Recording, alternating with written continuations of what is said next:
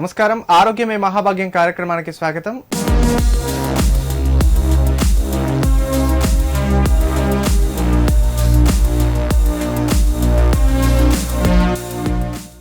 ఈ రోజుల్లో చాలా వరకు మనం ఈ సొసైటీలో చాలా వరకు చూస్తున్న కేసులు ఈ మానసిక వ్యాధులతో చాలామంది బాధపడుతున్నారు.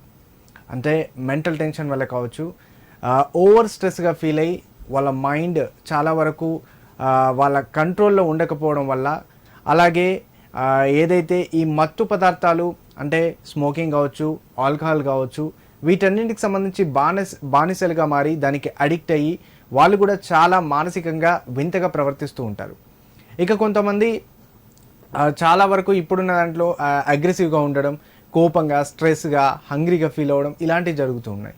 వీటన్నిటికి సంబంధించి అసలు ఈ మానసిక రుగ్మతలకు రావడానికి కారణం ఏంటి, దీనికి సంబంధించి ఏదైనా స్పెషల్ రీజన్ ఉందా, దీని లక్షణాలు ఏ విధంగా ఉంటాయి, ట్రీట్మెంట్ ఏ విధంగా ఉంటుంది, వీటన్నిటికి సంబంధించిన పూర్తి వివరాలు అందించడానికి మనతో పాటు ఉన్నారు ప్రముఖ psychiatrist doctor Shanti, professor and HOD government general hospital గారు. వారు మనతో ఉన్నారు. వారిని అడిగి పూర్తి వివరాలు తెలుసుకుందాం. నమస్తే మేడం.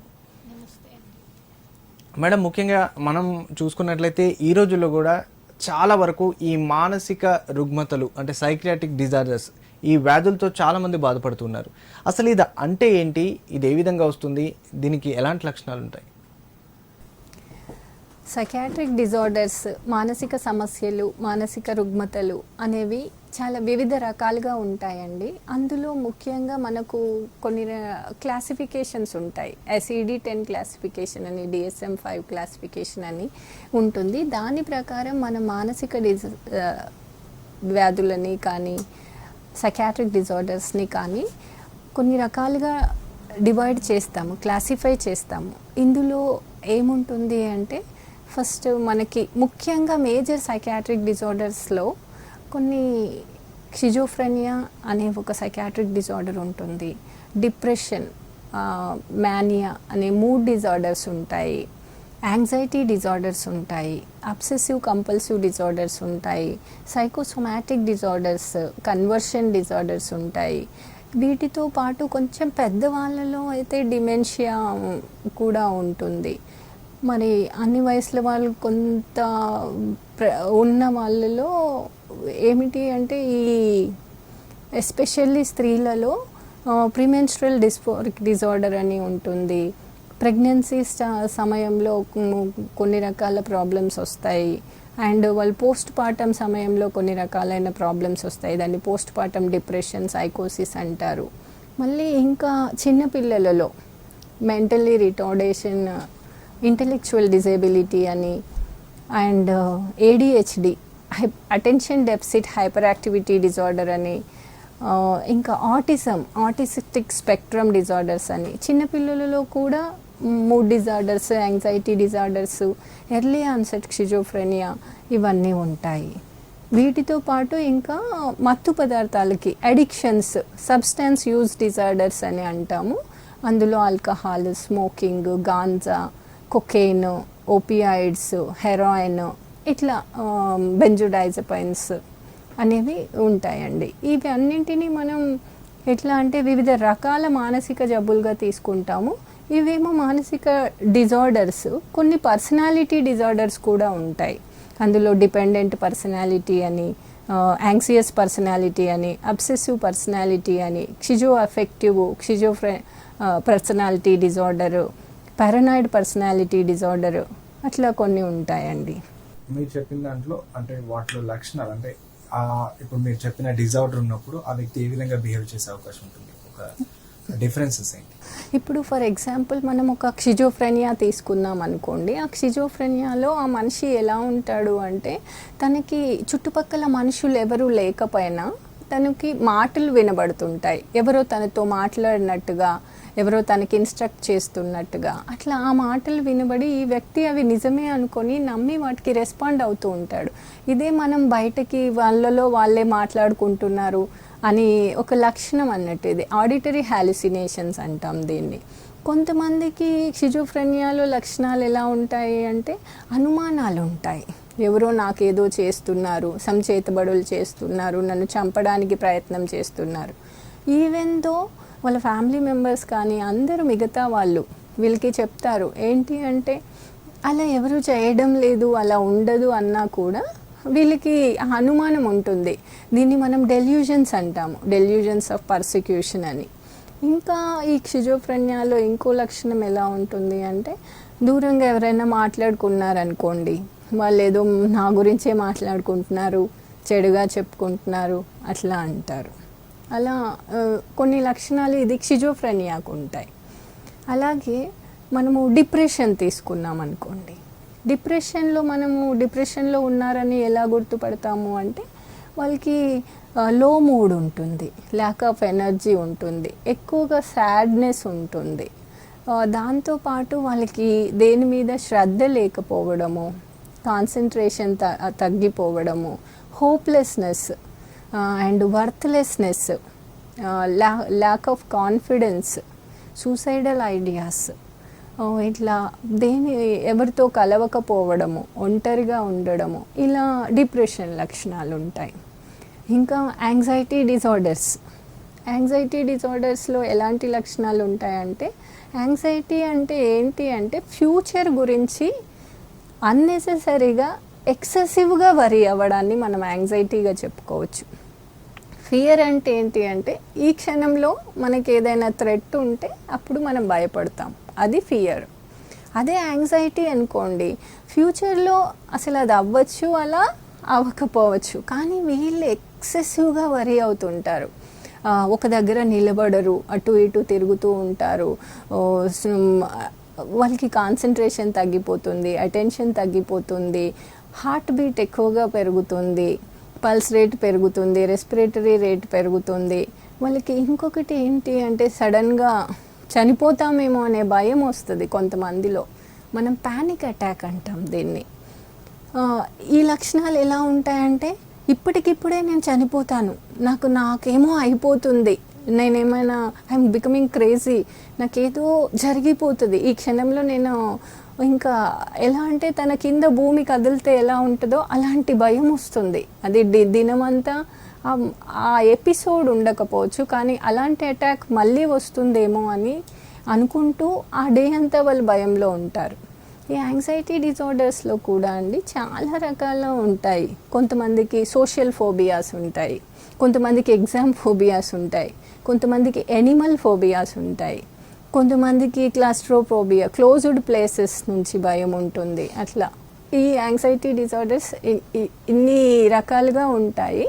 ఎవరైనా అన్నెసెసరీ వరీ అవుతున్నారు, ఎక్కువగా టెన్షన్ పడుతున్నారు, కొంతమంది ఈ సోషల్ ఫోబియా వలన పనులని కూడా పోస్ట్పోన్ చేసుకుంటారు, మీటింగ్స్కి అటెండ్ అవ్వరు, కొంతమందికి ప్రయాణాలు ఏరోప్లేన్లో వెళ్ళడం అన్నా, లిఫ్ట్ ఎక్కడం అన్నా కూడా భయం ఉంటుంది. ఇలాంటి ఫోబియాస్ కూడా ఉంటాయి. ముఖ్యంగా మీరు అన్నట్టుగా రాత్రుల్లో డ్రీమ్స్ వస్తాయంటారు, ఆ డ్రీమ్ లో భయపడడం, అలాగే నిద్రలో వచ్చి నడవడం, సరే ఉలిక్కి పడి లేవడం, ఇలాంటివి కూడా డిజాస్టర్స్ కిందకే వస్తాయి. అసలు దేని కిందకి వస్తుంది? యాక్చువల్లీ స్లీప్ డిజార్డర్స్ కూడా సైకాట్రీ కిందకే వస్తుందండి. స్లీప్ డిజార్డర్స్ని మనము తక్కువ నిద్ర పట్టకపోవడము, పట్టిన తర్వాత ఆ నిద్ర కంటిన్యూస్గా ఉండకపోవడము, ఇంకొకటి ఏంటి అంటే నెక్స్ట్ డే లేచిన తర్వాత ఆ ఫ్రెష్నెస్ రాకపోవడం, వీటిని ఇన్సోమ్నియాస్ అంటాము. ఈ స్లీప్ డిజార్డర్స్ ఎవరికైనా ఉన్నాయనుకోండి, ఇది ఇంకా వాళ్ళకి స్ట్రెస్ వచ్చే ఛాన్సెస్ ఉంటుంది. ఎప్పుడు కూడా మనిషి ఎంత ప్రశాంతంగా నిద్రపోతే వాళ్ళ యొక్క మానసిక ఆరోగ్యం అంతా బాగుంటుంది. ఎప్పుడు కూడా ఈ స్లీప్ డిజార్డర్స్ని కామన్ ప్రజలు ఇది ఒక జబ్బు అనుకోరు.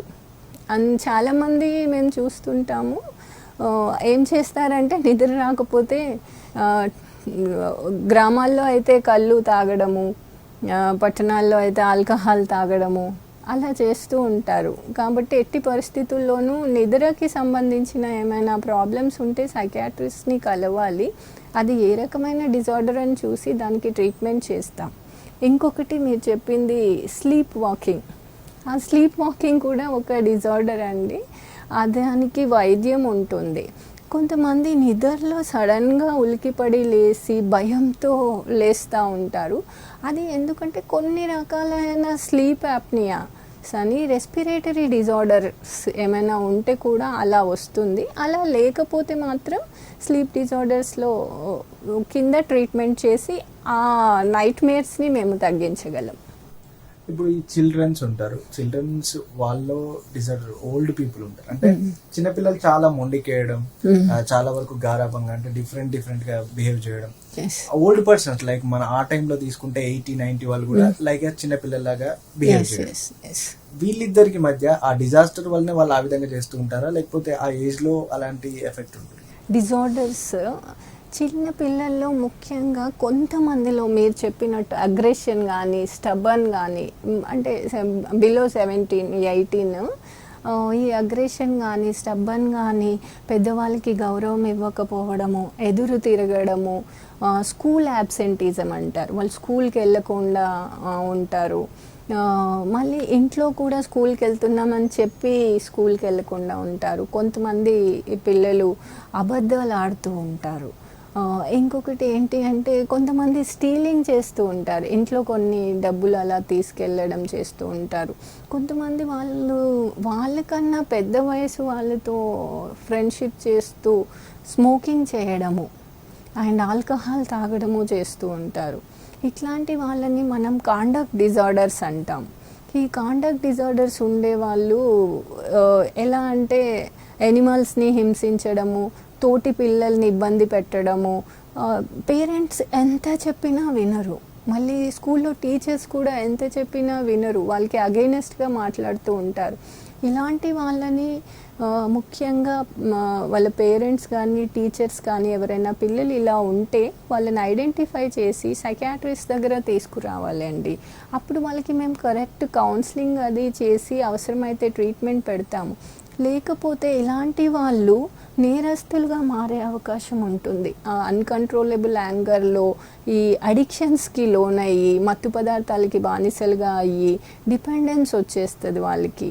సో వీళ్ళు ఏం చేయాలి అంటే సైకాట్రిస్ట్ దగ్గర తీసుకొస్తే ఆ డిజార్డర్ని మేము ఐడెంటిఫై చేసి వాళ్ళకి సరైన సమయంలో కౌన్సిలింగ్ ఇవ్వడం వలన ఇది ఫ్యూచర్లో యాంటీ సోషల్ పర్సనాలిటీ డిజార్డర్గా కన్వర్ట్ కాకుండా మనము చిన్నతనంలోనే దీన్ని మనం ఆపగలమండి. ప్రెగ్నెన్సీ లేదు ఏ విధంగా?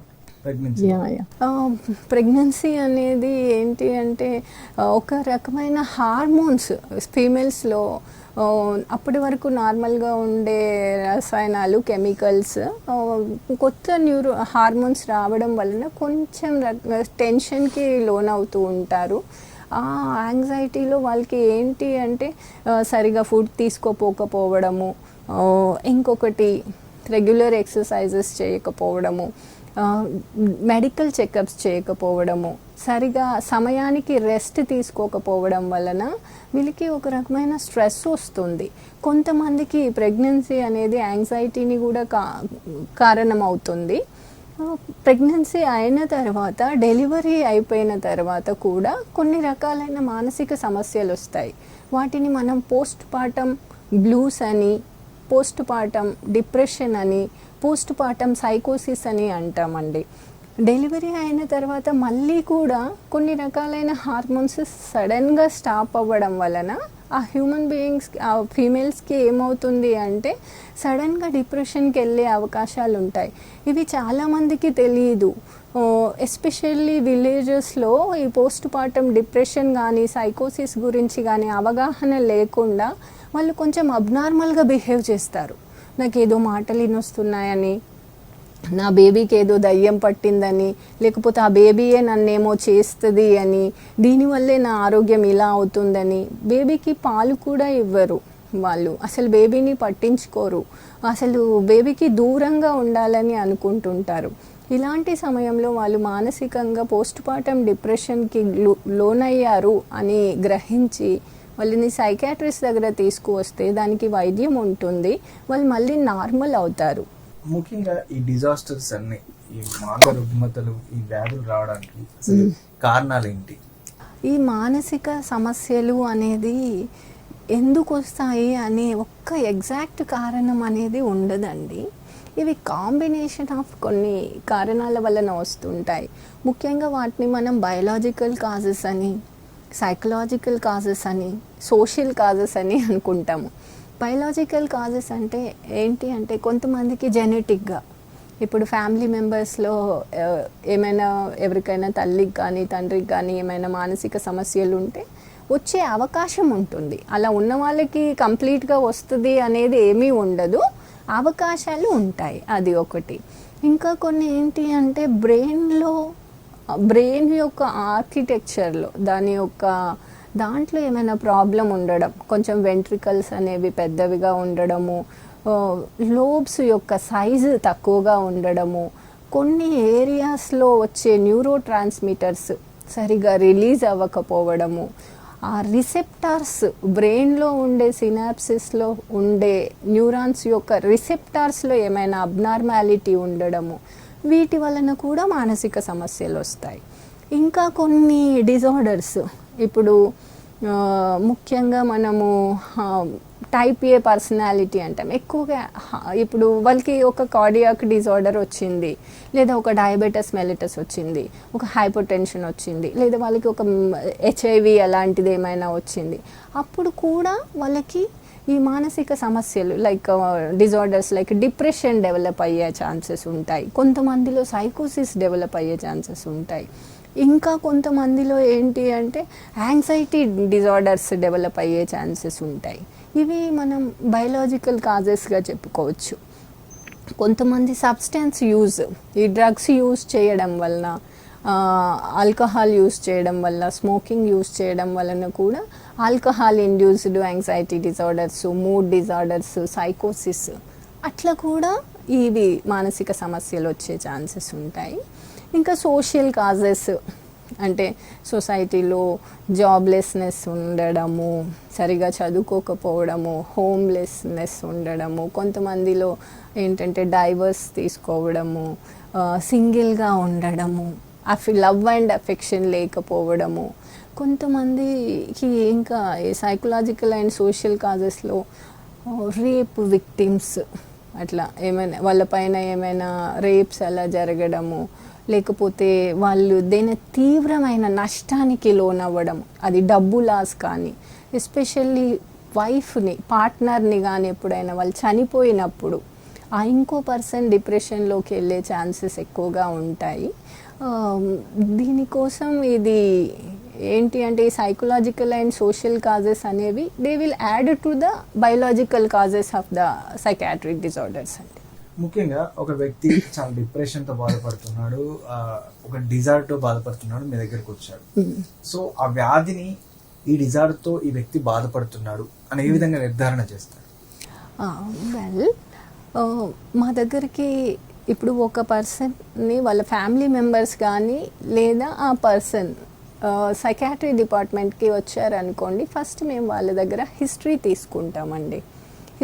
సైకాట్రీ హిస్టరీ టేకింగ్ అనేది ఎలా ఉంటుందంటే అసలు ఆ లక్షణాలు ఏం లక్షణాలు ఉన్నాయి, ఎప్పుడు స్టార్ట్ అయ్యాయి, అది ఎలా పెరిగింది ఆ లక్షణాలు, దాంతోపాటు ఇంకెక్కడైనా ఏమైనా వైద్యం. చాలామంది ఏమిటి అంటే మానసిక లక్షణాలు ఉన్న పేషెంట్స్ని డైరెక్ట్గా సైకాట్రిస్ట్ దగ్గరికి తీసుకురారు.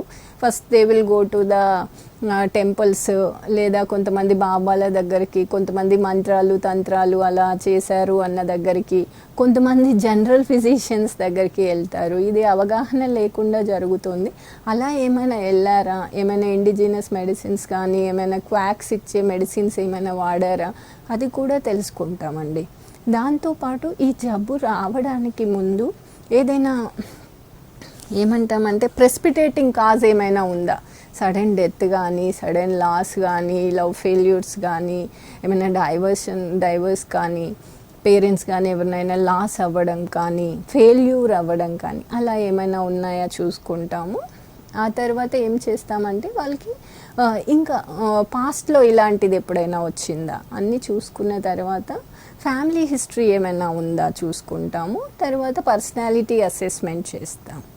తర్వాత మెంటల్ స్టేటస్ ఎగ్జామినేషన్ అని ఉంటుందండి. అందులో ఆ పర్సన్ యొక్క జనరల్ అపియరెన్స్ ఎలా ఉంది, సైకోమోటార్ యాక్టివిటీ ఎలా ఉంది, వాళ్ళ స్పీచ్ ఎలా ఉంది, థాట్, మూడు, పర్సెప్షను, వీటితో పాటు వాళ్ళ కాగ్నిటివ్ ఫంక్షన్స్ ఎలా ఉన్నాయని టెస్ట్ చేసి వాళ్ళకి రొటీన్ ఇన్వెస్టిగేషన్స్, కొన్ని స్పెసిఫిక్ ఇన్వెస్టిగేషన్స్ చేస్తాము. ఆ స్పెసిఫిక్ ఇన్వెస్టిగేషన్స్లో సైకోమెట్రిక్ టెస్ట్ చేస్తాము, డయాగ్నాస్టిక్ సైకోమెట్రీ చేస్తాము, అవసరమైన వాళ్ళకి సిటీ స్కాన్ అలా చేస్తాము. ఇంకా వీటితో పాటు కొన్ని రకాలైన పరీక్షలు ఉంటాయి, అవి కూడా చేసి వీళ్ళకి ఓకే వీళ్ళు ఈ మూడ్ డిజార్డర్ లేదా షిజోఫ్రెనియా లేదా సబ్స్టాన్స్ అబ్యూస్ డిజార్డర్ అని డయాగ్నోస్ చేసి then we will treat them అండి. అంటే మనకు సంబంధించి మన బాడీకి అన్ని ఇన్స్ట్రక్షన్స్ చేసేది బ్రెయిన్ కాబట్టి, సో బ్రెయిన్ లో ఏదైనా క్లాట్ వచ్చినా, బ్రెయిన్ కి సంబంధించి ఏదైనా గడ్డలైనా, బ్రెయిన్ కి ఏదైనా క్యాన్సర్ అట్లాంటివి వచ్చినా కూడా అంటే ఈ మానసికంగా వాళ్ళు చాలా వరకు బాధపడే అవకాశాలు చాలా వరకు ఉంటాయి. బట్ అలాంటి డిజార్డర్స్ ఈ బ్రెయిన్ లో ఏదైనా అయినప్పుడు అటాక్ అయ్యే అవకాశం ఉంటుంది. ఎస్ అండి, ఎస్పెషల్లీ మనం కార్డియోవాస్కులర్ యాక్సిడెంట్స్ అంటాం, సివిఎస్ అంటాము. అలాంటి వాళ్ళకి బ్లడ్ క్లాట్ అవ్వడం కానీ, అది హిమోరేజ్ కానీ, ఇన్ఫెక్షన్ కానీ జరిగినప్పుడు ఈ వ్యక్తులు ముఖ్యంగా డిప్రెషన్లోకి వెళ్ళే ఛాన్సెస్ ఎక్కువ ఉంటాయండి. కొన్ని రకాల ఇక్కడ సైకియాట్రిస్ట్ స్పెషల్లీ ఆర్గానిక్ కాజెస్ ఉన్నాయా లేదా అని రూల్ చేసుకుంటామండి. ఇఫ్ ఒక పర్సన్కి బ్రెయిన్లో ఒక ట్యూమర్ వచ్చినప్పుడు కూడా బిహేవియరల్ అబ్నార్మాలిటీస్ వస్తాయి. ఇప్పుడు ఫ్రంటల్ లోబ్ ట్యూమర్స్ వచ్చాయనుకోండి, వాళ్ళు చెప్పిందే మళ్ళీ మళ్ళీ చెప్తూ ఉంటారు. బయట వాళ్ళకి ఏమర్థమవుతుంది అంటే వీళ్ళు మానసిక జబ్బుతో బాధపడుతున్నారు అని అర్థమవుతుంది. వాళ్ళని ఒకసారి మేము సైకియాట్రిస్ట్ దగ్గర తెచ్చిన తర్వాత మేము వాళ్ళకి సిటీ స్కాన్ కానీ ఎంఆర్ఐ స్కాన్ కానీ చేస్తాం. చేసి ఇప్పుడు ఏమైనా ట్యూమర్ అలాంటిది ఏమైనా ఉందనుకోండి, వాళ్ళకి న్యూరాలజిస్ట్ దగ్గర పంపిస్తాము, న్యూరో సర్జన్ దగ్గర. వాళ్ళకి కూడా వచ్చే బిహేవియరల్ ప్రాబ్లమ్స్ని, స్లీప్ డిస్టర్బెన్సెస్ వస్తాయి, అపటైట్ డిస్టర్బెన్సెస్ వస్తాయి, కొంతమందికి హాలుసినేషన్స్, డెల్యూజన్స్ వస్తాయి. అలాంటి వాళ్ళని మేము ట్రీట్ చేస్తాము. నార్మల్ గా మత్తు పదార్థాలు మనం ఆల్కహాల్ కావచ్చు, స్మోకింగ్ కావచ్చు, చాలా చిన్నప్పటి నుంచి వాళ్ళు అలవాటు చేసుకుంటారు, దానికి ఒక బానిసలాగా అయిపోతారు. అట్లాంటి వాళ్ళు అది లేకుండా అంటే ఊర్లలో మనం చూస్తున్నాం ఆల్కహాలిక్ సంబంధించి అయితే చాలా వరకు బాధపడుతున్నారు, కేసెస్ డెత్ వరకు వెళ్ళిపోతున్నారు. సో ఇట్లాంటి కేసెస్ లో వాళ్ళు అసలు ఆ డిజార్డర్ వాళ్ళని ఆ విధంగా చేస్తున్నారా, అసలు అది ఎందుకు వస్తుంది, దానికి వాళ్ళు అలవాటు అవ్వడం వల్లనే ఆ విధంగా బాధపడుతున్నారా, అసలు దాని కాజెస్ ఏంటి? ముఖ్యంగా సబ్స్టాన్స్ అబ్యూస్ డిజార్డర్స్ అనేవి అండి, ఫస్ట్ కొంతమందికి చెప్పాలి అంటే అది కల్చరల్గా ఉంటుంది. వాళ్ళు ఏదైనా చిన్న చిన్న గ్రామాలలో కానీ ఎక్కడైనా కొంచెం వాళ్ళు కల్చరల్గా టాడీ తీసుకోవడం వాళ్ళకి రొటీన్గా అలవాటు ఉంటుంది, ఏదైనా ఫంక్షన్స్ జరిగినప్పుడు కానీ, అకేషన్స్ జరిగినప్పుడు కానీ. కానీ ఏమవుతుందంటే ఇది రెగ్యులర్గా ఫ్రీక్వెంట్గా తీసుకునే స్టేజ్ వస్తుంది వాళ్ళకి. ఇప్పుడు అన్ని రకాల సొసైటీస్, లోవర్ మిడిల్ అప్పర్ అన్ని క్లాసుల వాళ్ళు ఈ సబ్స్టెన్స్ డ్రగ్స్ అడిక్షన్స్కి కానీ, ఆల్కహాల్, స్మోకింగ్, కెనాబిస్కి బారిన పడుతున్నారు ఈ కాలంలో. ఇది ప్రజలు మంచిగా గమనించుకోవాలి. ఎప్పుడు ఒక పర్సన్ ఆల్కహాల్కి కానీ వీటికి సబ్స్టాన్సెస్కి కానీ డిపెండెంట్ అయ్యాడు అంటే ఈ 5-6 రకాల లక్షణాలు ఉంటాయి, ఇవి గుర్తుపెట్టుకోవాలి. ముఖ్యంగా ఫస్ట్ ఆఫ్ ఆల్ వాళ్ళకి ఆ డ్రగ్, అది ఆల్కహాల్ కానీ ఆ సబ్స్టాన్స్ కానీ రెగ్యులర్గా తీసుకోవాలి అనే ఆలోచన ఉంటుంది. రెండోది ఏంటి అంటే ఒకవేళ అది ముందు తీసుకున్న దానికన్నా ఎక్కువ డోసు, ఎక్కువ మోతాదులో ఆ సబ్స్టాన్స్ కానీ మత్తు పదార్థం తీసుకుంటేనే వాళ్ళకి ఆ ప్లెజర్, హ్యాపీనెస్ అనేది వస్తుంది. మూడోది ఏంటి అంటే వాళ్ళు ఒకవేళ అది వాళ్ళకి అందుబాటులో లేని పరిస్థితుల్లో, వాళ్ళు తీసుకోలేని పరిస్థితుల్లో ఉన్నప్పుడు వాళ్ళకి విత్డ్రాల్ స్టేట్ వస్తుంది. విత్డ్రాల్ స్టేట్ ఏంటి అంటే వాళ్ళకి ఎక్కువగా నిద్ర రాకపోవడము, విపరీతమైన కోపము, అది కావాలి అనే ఆలోచన పదే పదే రావడము, ఇంట్లో గొడవలు పెట్టడము, అల్లరి చేయడము, ఎలాగైనా నాకు ఇప్పుడు కావాలి అని అనుకోవడము. దాంతోపాటు వాళ్ళ యొక్క బీపీ పెరుగుతుంది, పల్స్ రేట్ పెరుగుతుంది, హార్ట్ రేట్ పెరుగుతుంది, రెస్పిరేటర్ రేట్ పెరుగుతుంది, చికాకుగా ఉంటారు, రెస్ట్లెస్గా ఉంటారు. వాళ్ళకి ఎట్ ఎనీ కాస్ట్ నాకు ఇప్పుడు అది కావాలి అనే థాట్లో ఉంటారు. ఒకవేళ ఈ టైంలో వాళ్ళని మనం హాస్పిటల్కి తీసుకొస్తే వాళ్ళకి డీ అడిక్షన్ థెరపీ వలన ఈ లక్షణాలు లేకుండా మనం కాపాడగలము. అప్పుడు కూడా తీసుకురాలేదనుకోండి, అది డెలీరియంలోకి వెళ్ళిపోతుంది. లేదా కొంతమందికి డెలీరియం అంటే వాళ్ళకి టైం, ప్లేస్, పర్సన్ అవి ఏవి గుర్తుండవు. వాళ్ళు ఎలా ఉంటారు అంటే ఎవరో వాళ్ళే మాట్లాడుకుంటుంటారు, ఎవరో వచ్చారు అని భయపడుతూ ఉంటారు, వాళ్ళు వీళ్ళు నన్ను కొడుతున్నారు అంటారు. మనుషులు కూడా వాళ్ళకి చాలా లిల్లీ పుట్టేని చిన్నగా కనబడుతూ ఉంటారు. టైం, ప్లేస్, పర్సన్ అనేది ఉండదు. వాళ్ళు డ్రెస్ పైన కానీ బెడ్ పైన కానీ అన్నీ అవి వాటిని పురుగులు పాకుతున్నట్టుగా అనిపించి వీటిని పీకుతూ ఉంటారు, లాగుతూ ఉంటారు, పట్టుకోవడానికి ప్రయత్నం చేస్తూ ఉంటారు. ఇది చాలా అబ్నార్మల్గా కనిపిస్తుంది చూసే వాళ్ళకి, ఏమో అయిపోతుంది అని. ఆ డెలీరియం ట్రెమన్స్ కానీ ఇది చాలా సీరియస్ కండిషను. కాబట్టి మత్తు పదార్థాలకి లోను కాకుండా ఉండడము బెటరు. ఇంకా కొంతమందిలో మత్తు పదార్థాలు విత్డ్రాల్లో ఫిట్స్ వచ్చే ఛాన్సెస్ ఉంటాయి. చాలా జాగ్రత్తగా ఉండాలి. ఈ విత్డ్రాల్ సిమ్టమ్స్ డెవలప్ అవుతున్నాయి అంటే they have to immediately meet the psychiatrist. లేకపోతే దానికోసం వీళ్ళు మళ్ళీ తాగుతూ ఉంటారు, మళ్ళీ కంటిన్యూషన్ అయిపోతూ ఉంటుంది. ఇంకో లక్షణం ఏంటి అంటే మోస్ట్ ఆఫ్ ద టైమ్ వాళ్ళు ఆ సబ్స్టాన్స్తోనే, ఆ మత్తు పదార్థంతోనే స్పెండ్ చేస్తారు. వీళ్ళకి ఈ మత్తు పదార్థం వాళ్ళకి హాని చేస్తుంది, వాళ్ళ పర్సనల్ లైఫ్కి, వాళ్ళ కెరియర్కి, వాళ్ళ ఆరోగ్యానికి కూడా. అంటే damages liver, lungs, digestive system, heart, ఈ కన్సిక్వెన్సెస్ అన్నీ వాళ్ళకి తెలుస్తాయి. They know, they aware of it. దీనివల్ల నాకు నా ఆరోగ్యం పాడైపోతుంది అన్న విషయం కూడా వాళ్ళకి తెలుస్తుంది. అప్పుడు కూడా వాళ్ళు మానేయడానికి ఇష్టపడరు. ఈ 5-6 లక్షణాలు ఉన్నాయనుకోండి, కంపల్సరీ అది వాళ్ళు సివియర్ డిపెండెన్స్లో ఉన్నారు, డిపెండెన్స్ సిండ్రోమ్లో ఉన్నారు అని గ్రహించుకోవాలి. ఇమ్మీడియట్గా సైకియాట్రిస్ట్ని కలిసి ఈ అడిక్షన్కి, they are completely addicted to the substance, అది మా బ్రెయిన్ని కూడా తన కంట్రోల్లోకి వెళ్ళిపోతుంది. ఇంకా they are no more in the control of their own thoughts and all. So సబ్స్టెన్సెస్కి be away from the substances from the beginning itself. ఒకవేళ తెలియక అడిక్ట్ అయినా కూడా you take the help of the psychiatrist. మీకు స్మూత్గా de addiction చేసి అసలు మీకు ఎలాంటి విత్డ్రాల్ లేకుండా వి విల్ ట్రీట్.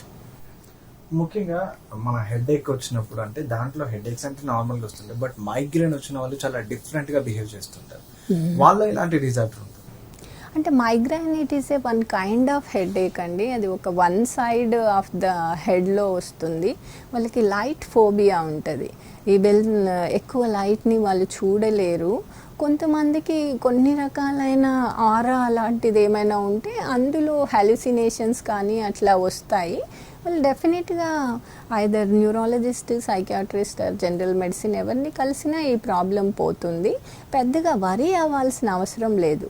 కొంచెం రెగ్యులర్ ఎక్సర్సైజెస్ చేసుకోవాలి. ఈ కాఫీలు, టీలు అలాంటివి తగ్గించుకోవాలి. ఎక్కువ చల్ల పదార్థాలు కానీ ఎక్కువ వేడి పరిసరాలలో కానీ ఉండకూడదు. Diet management is very important. And migraine రాకుండా ఉండాలి అంటే స్ట్రెస్ ఫ్రీ ఉండాలి. స్ట్రెస్ అనేది మైగ్రేన్కి చాలా ఒక కారణం, మేజర్ కారణం. ముఖ్యంగా చాలా మంది ఈ రోజుల్లో మనం ఏ విషయం చెప్పినా జనరల్ గా డిస్కస్ చేస్తుంటే కొందరు పాజిటివ్ గానే థింక్ చేస్తుంటారు ఆ విషయాన్ని, ఇంకొందరు నువ్వు ఎంత పాజిటివ్ గా చెప్పినా నెగిటివ్ గా థింక్ చేస్తుంటారు. అలాంటి పర్సన్స్, అలాంటి వాళ్ళు అసలు ఎలాంటి డిజార్డర్ ఉంటుంది? Actually positive thinking, negative thinking అనేది ప్రతి హ్యూమన్ బీయింగ్లో ఉంటుంది. కానీ మోతాదులో ఒక బార్డర్ క్రాస్ చేస్తారు, ఒక లెవెల్ని క్రాస్ చేస్తారు నెగిటివ్ థింకింగ్ చేసేవాళ్ళు. ఈ నెగిటివ్ థింకింగ్ అనేది ఎందుకు వస్తుంది అంటే బేసిక్గా నెగిటివ్ థింకింగ్ అనేది డిప్రెషన్ యొక్క లక్షణం.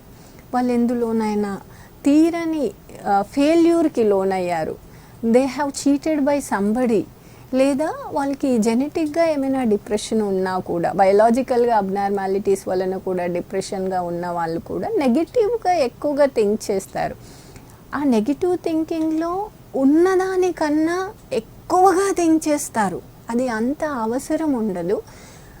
ఎప్పుడు కూడా ఒక వ్యక్తి ఎంతమంది కౌన్సిలింగ్ చేసినా బయట ఫ్యామిలీ కానీ నేబర్స్ కానీ ఫ్రెండ్స్ కానీ ఎంతమంది చెప్పినా కూడా still is in negative thinking అంటే డెఫినెట్గా మీకు ఒక డౌట్ రావాలి. సమ్ సైకాట్రిక్ డిజార్డర్తో వీళ్ళు సఫర్ అవుతున్నారు, వాళ్ళని డెఫినెట్గా సైకాట్రిస్ట్ దగ్గర చూపిస్తే మా దగ్గర యాంటీ డిప్రెసెంట్స్ ఉంటాయి. అవి ఏం చేస్తాయంటే మూడ్ని ఎలివేట్ చేస్తాయి, ఆ మూడ్ని నార్మల్ స్టేజ్కి తెస్తాయి. అప్పుడు మీరు అనుకునే ఆ కంప్లీట్ నెగటివ్గా థింక్ చేసే వాళ్ళు కూడా ఏం చేస్తారంటే, ఓ నేను ఇంత రాంగ్గా థింక్ చేశాను అంటే, ఇప్పుడు కష్టాలు చాలా తను బాధలో ఉన్నాను అని అనుకునే వాళ్ళకి వేరే వాళ్ళు ఏం చెప్పినా చిన్నగా పలకరించకపోయినా కూడా నేను ఇలా ఉన్నాను కాబట్టి నన్ను పలకరించలేదు అనుకుంటారు. అదే హ్యాపీగా ఉండే వాళ్ళని మనం నెగ్లెక్ట్ చేసినా కూడా దే డోంట్ ఫీల్ దట్. ఆ నెగిటివ్ థాట్స్ వాళ్ళకి రావు. ఆ నెగిటివ్ థాట్స్ వాళ్ళ నుంచి పోవాలి అని అంటే first of all their mood should be in a normal అంటే యూథైమిక్ మూడ్ అంటాం. ఆ మూడ్కి మేము ఈజీగా తీసుకురాగలం. ముఖ్యంగా ఈ రోజుల్లో మనం చూసినట్లయితే చాలా వరకు న్యూస్ లో చూస్తున్నాం, పేపర్లో కూడా చూస్తున్నాం, చాలా వరకు మర్డర్స్ జరుగుతున్నాయి. చాలా వరకు అంటే మొన్న బ్యాట్ కోసం అని వెళ్ళినప్పుడు పోటీ చేయడం, చంపి కుక్కర్ లో పెట్టడం, అంటే బ్లడ్ చూస్తేనే భయపడే హ్యూమన్ బీయింగ్స్ ఇంత క్రూరంగా అంటే పీసెస్ చేయడం ఒక బాడీని. చాలా వరకు ఇలాంటి వాళ్ళు ఆ టైంలో ఎలాంటి డిప్రెషన్ కు లోనవుతున్నారు, అసలు ఎలాంటి డిజార్డర్ వాళ్ళకి అటాక్ అవుతుంది అసలు? యాక్చువల్లీ ది వైలెన్స్ అనేది ఇప్పుడు మీడియాలో చాలా ఎక్కువగా చూస్తున్నారండి. ఇప్పుడు ఆల్మోస్ట్ వాళ్ళు రీసెంట్గా వచ్చే అన్ని మూవీస్లో వైలెన్సే ఉంటుంది. అది ప్రజల్లోకి ఎలా వెళ్తుంది అంటే it is a common one, ఇది పెద్ద డేంజర్ ఏం కాదు. అండ్ దట్టు ఆ వైలెన్స్ మనం ఎవరిని చూపిస్తున్నాము, చేసేది హీరోస్ని చూపిస్తున్నాము. ఆ రోల్ మోడల్గా వాళ్ళని తీసుకుంటున్నారు. ఓకే వీళ్ళు ఇలా కొడుతున్నారు, వీళ్ళు ఇలా కొట్టడం వలన ఇలా హీరో అయ్యారు, ఇంత సంపాదించారు, నేమ్ ఫేమ్ వచ్చింది. అలా కూడా దీన్ని సోషల్ మోడలింగ్ థియరీ అని అంటామండి. ఒకటి ఆల్బర్ట్ బందూరా అని సోషల్ లెర్నింగ్ థియరీని కనిపెట్టారు ఆయన. మనము ఏది చూపిస్తామో వాళ్ళు దానికి ప్రేరేపితులు అవుతారు. ఎప్పుడు కూడా ఈ వైలెన్స్ని చిన్నపిల్లలకి ఎస్పెషల్లీ చాలా దూరంగా ఉంచాలి. లేకపోతే వాళ్ళు మనం కొన్ని పాతకాలంలో శక్తిమాన్ అనే ఒక సీరియల్ చూసి ఆయన నన్ను కాపాడుతాడని చెప్పి బిల్డింగ్ పైనుంచి దూకిన పిల్లల్ని కూడా చూసాం. వాళ్ళనే వాళ్ళు అలా ఇమాజిన్ చేసుకుంటూ ఉంటున్నారు. సో ఎస్పెషల్లీ ఈ వైలెన్స్ ఇది అనేది ఒక డిజార్డర్లో వస్తుంది అని అంటే, ఎపిలెప్సీ ఉన్న వాళ్ళు ఎప్పుడైనా అందులో చేయొచ్చండి. ఇంకొకటి ఆల్కహాల్ ఇంటాక్సికేషన్లో వాళ్ళు ఏం చేస్తున్నారు అనేది వాళ్ళకు తెలియని సమయంలో చేయొచ్చు. ఇంకా severe depression with psychotic features ఉన్న వాళ్ళు కూడా చేయొచ్చు. కొంతమందికి ఏంటి అంటే పారానాయిడ్ షిజోఫ్రెనియాలో కొంతమందికి ఆడిటరీ హాలుసినేషన్స్, నువ్వు ఇది చెయ్యి ఇలా చెయ్యి అని. డెల్యూషన్స్ ఆఫ్ ఇన్ఫెడిలిటీ అనేది ఒకటి ఉంటుందండి, అదొక డెల్యూషనల్ డిజార్డర్. ఇందులో తన పార్ట్నర్ తనని చీట్ చేస్తుంది అన్న ఒక అనుమానం అక్కడ లేకపోయినా డెవలప్ అవుతుంది వాళ్ళకి. సో అలా డెవలప్ అయిన వాళ్ళు ఏం చేస్తారంటే ఈ రకమైన ఆలోచనలకు, నన్ను చీట్ చేసింది కాబట్టి నేను ఇలా చేయాలి, నన్ను చీట్ చేశాడు కాబట్టి నేను ఇలా రివెంజ్ తెచ్చుకోవాలి అని ఒక ఎక్స్ట్రీమ్ లెవెల్కి వెళ్ళి వైలెన్స్ చూయిస్తారు. కానీ సైకాట్రిక్ డిజార్డర్స్లో ఇప్పుడు వచ్చే ఇవన్నీ చేయడం అనేది కంప్లీట్గా సైకాట్రిక్ డిజార్డర్సే కాదు. అది వాళ్ళ యొక్క ఫ్యామిలీ హిస్టరీ ఎలా ఉంది, ఫ్యామిలీ బ్యాక్గ్రౌండ్లో ఎవరైనా క్రిమినల్స్ ఉన్నారు, ఎవరైనా మర్డర్స్ చేశారు, అలా ఏమైనా ఉన్నా కూడా అగ్రెషన్ నెక్స్ట్ వాళ్ళకి వచ్చే అవకాశం ఉంటుంది. కొంతమంది ఏమో చంపాలి అని ఆలోచించి ప్లాన్ వేసి చేస్తుంటారు, దట్ ఈస్ డిఫరెంట్, అది ఒక క్రైమ్. ఈ రోజుల్లో ఇంకా ఇంపార్టెంట్ ఇష్యూ వచ్చి సూసైడ్స్. ఈ సూసైడ్స్ అనేది చాలా వరకు జరుగుతున్నాయి. అంటే ఆ బెట్టింగ్స్ చేసి దానివల్ల మళ్ళీ డిప్రెషన్ కి వెళ్ళి, అది కాకుండా అప్పులు ఎక్కువగా చేసి సరైన టైంలో ఇవ్వకపోవడం వల్ల సమ్ ప్రెస్టేజ్ ఇష్యూతో Yeah. ఈ విధంగా చాలా వరకు సూసైడ్ జరుగుతున్నాయి. అసలు ఈ సూసైడ్స్ ఎక్కువగా ఎందుకు చేసుకుంటున్నారు? వీళ్ళు ఎలాంటి ఫోబియాతో ఎలాంటి డిజార్డర్ తో బాధపడుతూ ఉంటారు? ఆత్మహత్యలు అనేవి సెల్ఫ్ కిల్లింగ్ అండి. ఇది ఎందుకు జరుగుతుంది అంటే there are so many reasons for it. అందులో 90% మానసిక సమస్యలతో బాధపడే వాళ్ళు, మానసిక డిజార్డర్స్తో బాధపడే వాళ్ళు సూసైడ్స్కి వెళ్తారు. అందులో డిప్రెషన్ అరౌండ్ 70 to 80% డిప్రెషన్ ఉంటుంది. యాంగ్జైటీ డిజార్డర్స్ ఉన్నవాళ్ళు, దాంతోపాటు షిజోఫ్రెనియా ఉండేవాళ్ళు, ఈ మత్తు పదార్థాలకు అలవాటు పడిన వాళ్ళు, కొంతమంది ఏంటి అంటే కొన్ని రకాలైన ఏం చెప్తాము పోస్ట్ ట్రామాటిక్ స్ట్రెస్ డిజార్డర్ అని, ఏదైనా సివియర్ ట్రామా వాళ్ళకి జరిగి సైకలాజికల్గా కానీ ఫిజికల్గా కానీ వాళ్ళకి ఏదైనా తీవ్రమైన గాయం మనసుకు బాధ కలిగించేది కానీ ఉంటే అలాంటి వాళ్ళు కూడా సూసైడ్ అటెంప్ట్స్ చేస్తారు. ఈ మధ్య రొటీన్గా మనం చూస్తున్నాం చిన్న చిన్న విషయాలకి సూసైడ్ అటెంప్ట్స్ జరుగుతున్నాయి. ఎక్కువగా అవసరం ఉన్నదానికంటే ఎక్కువగా ఖర్చు పెట్టడం వలన కూడా ఫైనాన్షియల్ ప్రాబ్లమ్స్లో మనుషులు పడుతున్నారు. అది ఆ ఫైనాన్షియల్ ప్రాబ్లమ్స్లో పడిన తర్వాత వాళ్ళు తీర్చలేని పరిస్థితుల్లో దే ఆర్ డూయింగ్ ఆత్మహత్యల ప్రయత్నం జరుగుతోంది. ఈ ఆత్మహత్య అనేది ఎలా ఆపాలి అని అంటే నార్మల్ బ్రెయిన్కి ఆత్మహత్య చేసుకోవాలి అనే ఆలోచన రాదు. ఎప్పుడైతే ఒక మనిషి యొక్క ఆలోచన విధానంలో తనకొచ్చే ఆలోచనలలో నేను చనిపోవాలి అనే ఒక ఆలోచన వచ్చిందనుకోండి, దాన్ని ఈజీగా తీసుకోవద్దు. It is a acute emergency. ఆ థాట్ వచ్చింది అంటే అది ఇమ్మీడియట్గా ఫ్రెండ్స్కో, మదర్కో, ఫ్యామిలీకో చెప్పాలి, సైకియాట్రిస్ట్ని కలవాలి. ఆ థాట్ లేకుండా బ్రెయిన్ని చూసుకోవాలి. ఎందుకంటే అది తను ఏ టైంలోనైనా దానిపైన యాక్ట్ చేయొచ్చు. కాబట్టి ఆత్మహత్య చేసుకోవాలనే ఆలోచన వస్తే ఇమ్మీడియట్గా సైకియాట్రిస్ట్ని కలవండి. ఏం ప్రాబ్లం ఉందో వీ విల్ డిస్కస్, ఆ ప్రాబ్లమ్స్ని సాల్వ్ చేస్తాము. ఏమైనా సైకియాట్రిక్ ప్రాబ్లమ్స్ ఉంటే వాటికి ట్రీట్మెంట్ ఉంటుంది. You will save your life. ఇంకా ముఖ్యంగా ఈ మానసిక వైద్య శాస్త్రానికి సంబంధించి అంటే కొందరు చాలా వరకు నాకు ఏదో జరిగింది, నన్ను ఏదో భూతం పిశాచం కొన్ని విలేజ్ లో కావచ్చు చాలా వరకు చాలా మంది అలా బాధపడుతున్నారు. అట్లాంటి వాళ్ళకి సంబంధించి ఇవి అపోహలేనా, నిజంగా ఉన్నాయా? సైకియాట్రిస్ట్ దగ్గరకు వచ్చినప్పుడు కూడా వాళ్ళు ఆ విధంగా బిహేవ్ చేస్తుంటారా? అసలు వీటికి సంబంధించి ముఖ్యంగా సలహాలు, సూచనలు. యాక్చువల్లీ సైకియాట్రిక్ పేషెంట్స్ ఒకప్పుడు ఏంటి అంటే ఈ గుళ్ళు, చేతబడులు చేసే వాళ్ళ దగ్గరికే ముందు తీసుకెళ్లేవాళ్ళు. వాళ్ళకి ఏదో సోకింది అని భయపెట్టడము, దాన్ని మేము తీసేసామని చెప్పడము, ఇలా చాలా జరుగుతాయి. కాకపోతే అది ఎందుకు అలా అంటే మానసిక సమస్యలతో బాధపడే వాళ్ళకి బయట ఏముండదు, కానీ వాళ్ళకి ఏదో మాటలు వినబడతాయి. ఒక దేవుడు మాట్లాడినట్టుగా కానీ, లేదా ఒక దయ్యం మాట్లాడినట్టుగా కానీ, ఒక చనిపోయిన మనిషి మాట్లాడినట్టుగా కానీ వాళ్ళకి మాటలు వినబడతాయి. ఆడిటరీ హాలుసినేషన్ అంటాం. అప్పుడు వాళ్ళు ఏం చేస్తారంటే దానికి భయానికి లోనవుతూ ఉంటారు. అతను వస్తున్నాడు, నన్నేమో చేస్తున్నాడు, చంపేస్తున్నాడు అలా అంటారు. కొంతమంది అది షిజోఫ్రెనియాలో అలా జరుగుతుంది. కొంతమంది పొజెషన్ డిజార్డర్స్ అంటారు. ఇప్పుడు నాకు దేవుడు వచ్చాడు అని ఊగడము. కొంతమందికి ఏంటి అంటే నాకు దయ్యం పట్టింది అని ఒక పేరు చెప్తారు, నాకు ఈ ఫుడ్ కావాలా, అట్లా చెప్తూ ఉంటారు. దాన్ని పొజెషనల్ డిజార్డర్స్ అంటాము. ఈ డిజార్డర్లో ఏంటి అంటే ఈ మనిషి ఏం చేస్తారంటే ఏదో ఒక కాన్ఫ్లిక్ట్ ఉంటుంది వాళ్ళకి, అది వాళ్ళు బయటకి చెప్పలేకపోతారు. చెప్పలేక వాళ్ళ బ్రెయిన్ ఆ స్ట్రెస్ని తట్టుకోలేక అది ఆ టెంపరీగా రియాలిటీతో టచ్ కోల్పోతుంది. ఆ సమయంలో వాళ్ళకి ఏమవుతుంది అంటే కాన్షియస్గా వాళ్ళు ఇది చెయ్యరు.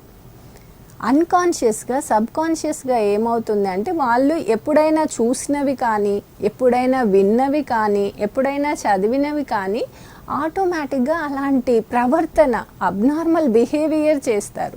దీన్ని చూసి చుట్టుపక్కల ఉండేవాళ్ళు ఈమెకి ఏదో దయ్యం సోకిందని కానీ, లేదా ఇతనికి ఏదో మంత్రాలు చేశారని కానీ, తంత్రాలు అలాంటివి చేశారు, అందుకే ఇలా చేస్తున్నారు అని వాళ్ళని ఎస్పెషల్లీ ఈ మంత్రాలు చేసే వాళ్ళ దగ్గర తీసుకెళ్తారు. ఇలాంటి వాళ్ళు చాలామంది మా సైకియాట్రీ హాస్పిటల్కి వచ్చారు. మా ముందు కూడా ఇలాంటివి, నాకు అది కావాలి, నేను ఈమెని, నేను ఈ దేవతని, లేదా నేను ఈ దయ్యాన్ని అని చెప్పారు. అలాంటి వాళ్ళకి మేము వైద్యం చేసి మందులు ఇచ్చి మంచిగా చేసి నార్మల్గా ఇంటికి పంపాం. చెప్పాలని అనుకునేది ఏంటి అంటే, ముఖ్యంగా ఈ పేషెంట్స్ని సైకియాట్రిస్ట్ దగ్గర కాకుండా, లేదు వైద్య సదుపాయానికి కాకుండా బయట తింపడం వలన ఏమవుతుంది అంటే టైము, అది సింపుల్గా ఉండే ప్రాబ్లము క్రానిక్ ప్రాబ్లం అవుతుంది, రెసిస్టెన్స్ అవుతుంది, వైద్యానికి కూడా లొంగని ప్రాబ్లం అవుతుంది.